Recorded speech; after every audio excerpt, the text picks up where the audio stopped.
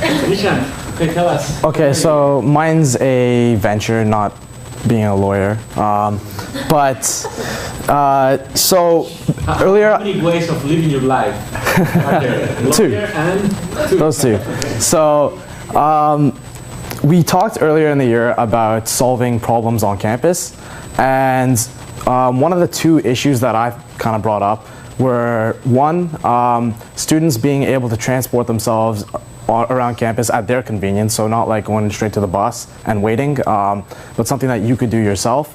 And given that we are on a big campus, it sometimes is a bit tough. And the second problem is advertising on campus. So when local businesses and local companies and even other companies, they want to advertise, they have to go through the university, but even still, it's not very effective, advertisements that are on campus. So I came up with a solution that kind of takes these two problems and put them into one, and that is GreenShift.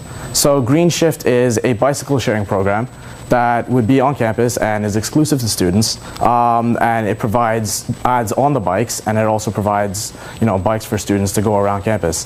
And these would be located at various hotspots in and around the area, so like at residences, at the UCC. And so this was if it was being implemented at Western, at the UCC and at Weldon, I guess, like the various places that people generally gather around. So it would be most comparable to the bicycle sharing systems that you've already seen in Europe. And I think there's even one in Toronto as well. So you guys would have seen, or at least heard of what I'm talking about. And so the logistics are usually you have to put in your debit card or credit card. So here we already are given student cards with our information on them, with our identity on them and stuff. So you swipe that, you take it out, and you can ride to the next hotspot. And this would serve as a way to make accountability to the user, the responsibility, it's your bike for that set amount of time. And so the business model would be a joint ventureship between GreenShift and whatever university they're at. And that's because GreenShift would provide the proprietary database information, software information that is needed for the reader, the card reader, but they would also provide obviously the bikes and hotspot, like the structure and stuff. And so, but the university would provide the actual advertising space, and they would provide the users. So a very important part, and so they would obviously be collecting revenue as well. So it's revenue not only for GreenShift, but for the university. The major competitive advantage that I see in GreenShift is for two, because for advertisers, you get effective advertising, and so effective and efficient advertising. So you see, like a student will see an advertisement on a bike over and over again because that bike is always in motion. So the number of hits kind of generated from that, the amount of impressions is a staggering amount compared to just like a poster on a wall. And then for users actually have a convenient way of going around campus. So like if I have class in 5 minutes, I know that there's a way to get there in 5 minutes, not a 15-minute walk and not like waiting for the bus. It's not under your power. So the major issues I see in GreenShift though are, one, the weather. Because, okay, like if we're implementing it at Western, we know that when it's cold, when it's icy and wet, nobody wants to go on a bike and ride their bike. So that is a major issue that could be solved, I guess, through like if we're going to talk about it being at Western, like snow tires and stuff like that, but that is really tough. So another way of doing it though is just moving on to a different university, like maybe in the States, maybe in Vancouver or something like that, where the weather is more temperamental. And because there are still big campus-style universities all over the world, so this opportunity exists everywhere. Another major issue though is actual revenue. Revenue, because there will be a really high initial cost going in. The cost of the bikes, the structures, that is a huge cost. It's not very lean. So you have to get over that by getting in appropriate revenue sources. So I haven't really done any numbers for gotten any cost quotes and everything like that. So I wouldn't really say it's fair to say that we can't bring in enough revenue just yet. But at the same time, that is a big question mark. The benefits though, the benefits from GreenShift are that, well, for students, like I've already said, you have a convenient way to get around. For businesses, you have your advertising efficient and effective, but it also, it's a social venture in a sense where it does improve, like the bus systems, they won't be as congested, right? So if you've taken like the 2 or the 6 coming into campus like that, there won't be as many people on those buses, especially if there's hotspots located just outside the university. But also, I guess in the long term will reduce car emissions because less people will be bringing their cars to campus and less people will be driving them. It also somewhat solves that parking issue. But yeah, I would say go GreenShift. It's good stuff. And that's it.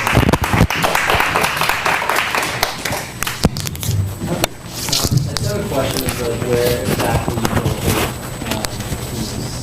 where you say the hotspots are. So. Yeah, so I mean, I wouldn't just consider this for Western only, but because we're talking about Western. I'm just wondering just Western, so I'm trying to think of myself. Yeah, so I mean, it's ideal for first years because they don't have cars, and I was in Essex in first year, and I remember still waiting for the buses because I was lazy. But even still, like I would have loved to have a bike just so I can get to class on time. So for first years, it's a huge thing. For people outside, so like obviously then again, at the first year residences, at the gym, at the UCC, maybe Taylor, you know, in ATSI. But wouldn't you also need them at the buildings that people are going now as well, so they could deposit them? Oh, well, exactly. So no, well, that's where all these hotspots are. The hotspots have like, you know, like a bike check-in system everywhere as well. So if you're taking it to, say I needed to come to this class from Essex, then I would take a bike from the Essex hotspot to the UCC hotspot, and then it's a 1-minute walk from UCC to Social Side. Yeah, so like the reason I'm asking that is like for me, when I'm on campus, everything's pretty close, so I can walk pretty much everything within 10 minutes. Like that was the good thing we came here. So like I wouldn't actually use it on campus, but where I think I would use it is when like in the morning at 9 o'clock I want to get on the bus, but there's like 500 people in front of me jumping on the bus, and I miss it because I'm a little bit late. So like where I wanted it like at those bus stops. You know what I'm saying? So, Yeah. Like, I think the idea is good. I just think it's like better to be outside of campus and not directly on the campus. Oh no, I definitely think that's a good idea. I think that was. Let me ask you something because Yeah. the logistics. Where are you coming from? How far is this place? So like I'm talking We're talking about around Oxford and one. Yeah. That's where I live. So like that bus stop is so busy all the time. Exactly. And So. like I would love a bike right there, so I could not use the bus. But would you do that in winter? Yeah, I would. The thing is, you can bike in the winter. Yeah, I have to say that Montreal has a system like I this. think- Montreal is colder than. Yeah, if they have this system implemented, do I feel like if it's working well too, there'd be like more like measures taken to have like salted sidewalks and like make sidewalks better Yeah. for that system. And I think like the other part of it too, like I have a bike, but it's just sitting in my basement. The reason why I don't take it out is because I don't want to take it out and then bring it back in and then take it back out. So I'd like to just get on the bike, leave it somewhere, get on another one, come home, leave it somewhere. You know what I mean? Yeah. I don't have to worry about that stuff. So I definitely think there is Yeah. a market for that. It's just like where you're placing it. No, I 100% agree. And because like, I mean, in the business plan we wrote, I had initially like put it into steps because it wasn't going to be a very lean venture. I tried to like slim it down as much as possible. So step number 2 was going outside of campus. So I guess like Oxford, Warncliffe, and Richmond, those are all huge spots where like people outside of first years, they can come in because that's where I see a major usage, exactly what you said. And then, oh, sorry. No, yeah, go I on. was just wondering, like, what do you know, like, how much a bike would cost? See, that's the thing. I don't know exactly because I mean we are getting them like it's economies of scale sort of thing. So we're getting a mass order.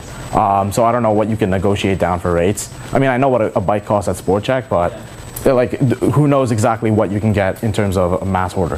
There must be cases already preparing.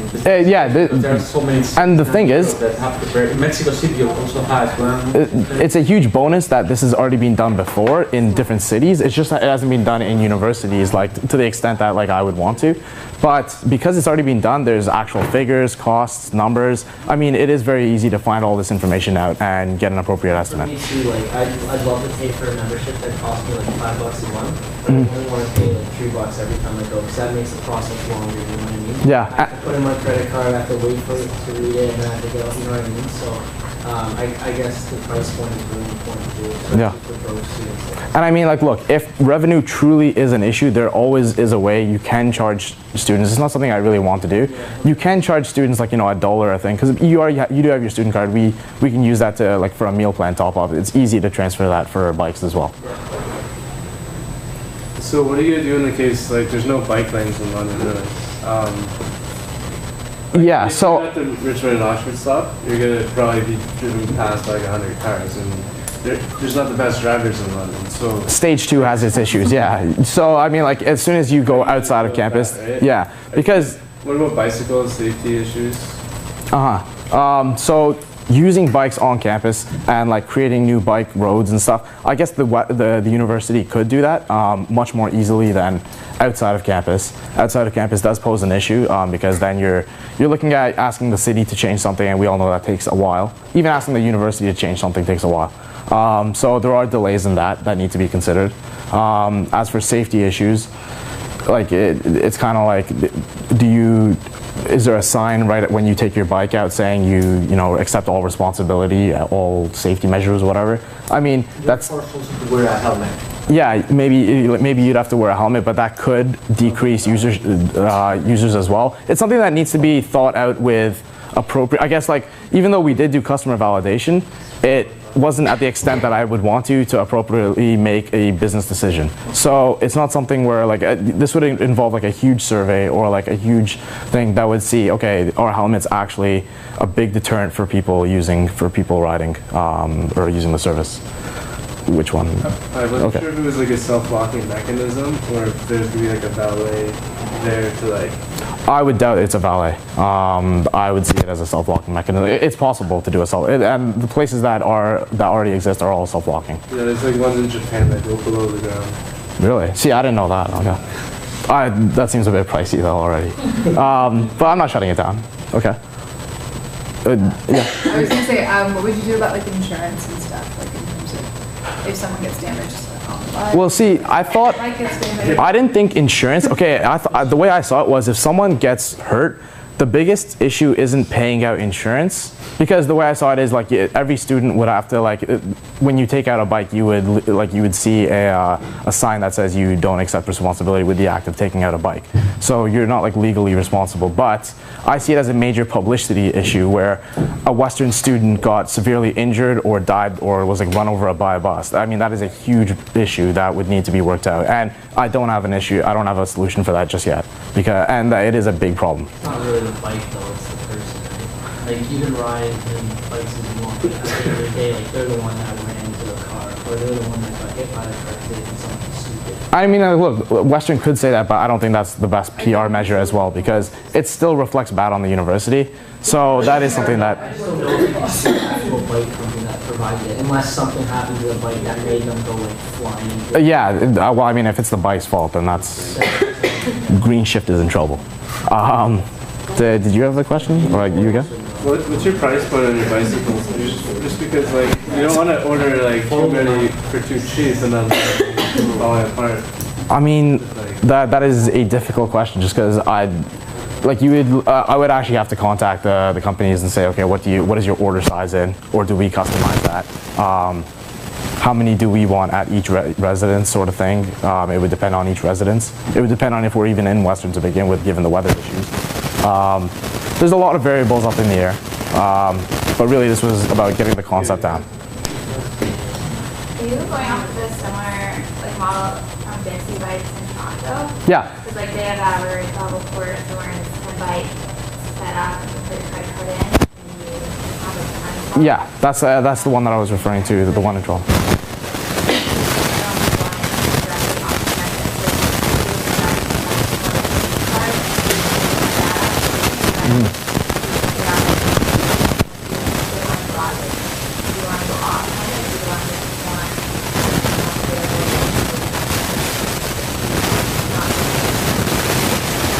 Well, I did consider that, but at the same time, I wouldn't want to make the key thing about this is it's exclusive to students and it's a campus thing, and it's a way to go around campus, and it's for students off campus as well. But at the same time, I think it makes it much more tougher. Like these bicycle sharing systems, their big issue is like vandalism and bikes getting stolen, and I feel like, and I mean, I did do this in the customer validation as well. But students, there's a lot more accountability and responsibility when you actually take out the bike that is your university's, because the punishment from your university could be huge. I don't know if you should think the university, an organization through the university, like this isn't through like your tier rise winning, it's wide. They have accessibility, but it's not just students, but you can go you could definitely get to the university through the like, portals that they have. So I guess like if you did want to, even like maybe you could still make it through just students, but maybe not through the university. So it comes into liability issues, but you could make it, yeah, you could put the stations maybe near the buses or right there. Yeah. So it is just directed for students, but if it is just through the university, like you run into issues with the liability issues. I think, and then the other issue why I would want to expand it beyond, or why I would want to keep it students, is because it is a huge selling point for advertisers. Because it's like really, this is their key to getting into the student market, like specifically the university student market. I mean, they wouldn't want to, because I would imagine that if I did that and like kind of expanded to everyone, prices would go up for advertising. And would advertisers want to pay for watered down advertising? Like my competitive advantage is that it's efficient advertising directly aimed at students, and so it's like efficient advertising, right? Like the frequency of impressions like per student is very high compared to, you know, just regular Londoners if it's Western. But I would take that into consideration, definitely. Just another thought too. Like I know I've like ran golf, charity golf tournament, and we look for sponsors, and basically they advertise on each hole. And what I found with advertising is you're always trying to fight for dollars that have already been allocated somewhere else. So what you really have to do is maybe, I don't know if you're actually going to pursue this, but if you do, like, you really have to show them where the value is in having this instead of having a billboard or having another advertisement on campus or whatever. So that's just another thought. If you're not going to be getting money that hasn't been allocated, you're going to be fighting for money that has already been allocated. Yeah, you're trying to split like someone's marketing budget in your favor. Yeah, I do understand. So it is competitive. Hopefully the value proposition and competitive advantage kind of sees you out that way. Anyone else? In terms of logistics, the problem I see is at the same time the advantage that you have a large population, but very concentrated in a very small physical space. So imagine people trying to use the service out of Weldon or in one of those bus stops. How many bikes do you need there in order to satisfy all those people just wanting to use it from there? And I didn't have a problem of space. Where do you put them? Yeah, I see. So like a major logistics issue, you can't have people just biking everywhere, and you can't have, I mean, yeah, I would imagine there to be like the university, you would enter into agreement, but that agreement would also include the university accommodating you into making bike lanes or allocating space towards bike lanes and allocating enough bikes at a certain spot, but not too many, because like we're trying to reduce congestion in certain places. We don't want to create congestion in anywhere else. But yeah, that's just something else to consider. The parking lots is another place. Yeah, I mean, people could park their car and then hop on a bike and get to class. The university? No. This was something that was just kind of thought up of several weeks ago, but I don't know. Any more questions? Oh, fine. Okay. Nice.